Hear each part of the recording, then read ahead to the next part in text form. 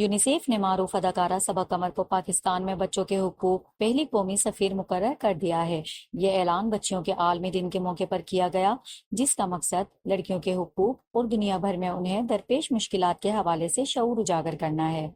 اس موقع پر صبا قمر نے کہا کہ میرے لیے یونیسیف کے مشن کا حصہ بننا بڑے اعزاز کی بات ہے۔ میں جہاں کہیں بھی جاؤں گی، سب بچوں کے حقوق کے تحفظ کے لیے ہمارے مشترکہ عزم کی حمایت میں کام کرتی رہوں گی۔